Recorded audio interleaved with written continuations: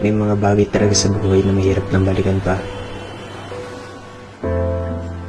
Tay, hindi ka na pa ba ulit uuwi sa bahay? Nakpasensya ka na, pero hindi na doon uuwi si tatay. Mga bagay na dati mong pinagtsatsagaan. Ngayon, ayaw mo na. Anak, ano ka ba? May kailangan 3 taon, mabalik si tatay, ha? Alam mong mahirap, Pakabait ka, ha? pero gagawin mong lahat para makalaya.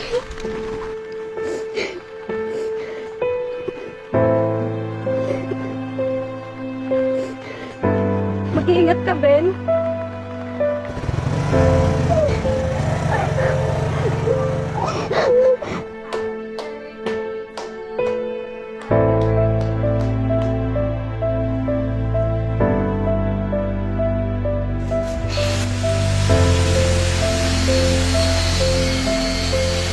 Johan, Johan, hindi ako nakapagpunta na, ha?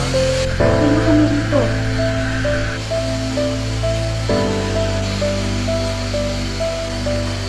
Oh, no, basta. Tanggap mo na ba yung pinadala ko? Sabi nga nila, kapag sawa ka na, palitan mo na. Uy, pre, ang ganda niyan ah. Alam ba ni Mrs. yan? Johan, Ito talaga. Ben, baka may padala ka. Puro luma na kasi yung damit ng bata eh. Han, baka naman, pwede pa naman pagtyagaan yan.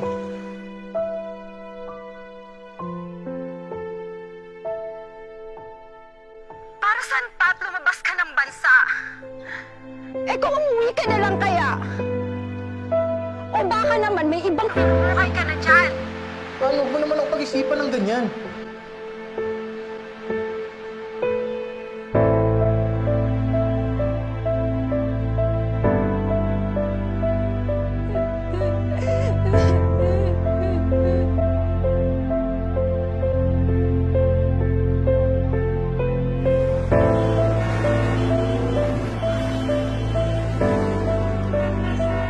Alam ko masakit to para sa kanila. Pero kailangan kong gawin to. Dahil alam ko, ito ang tama. Thank you sa pagdating, sir, ha?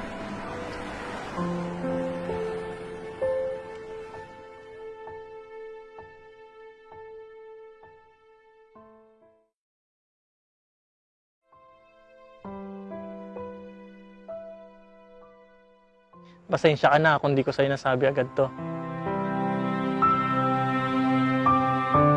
Simula ngayon, dito na tayo titira.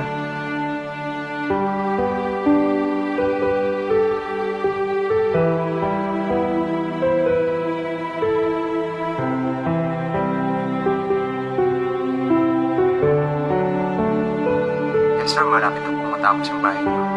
Sige, basta sikreto natin yan, ha?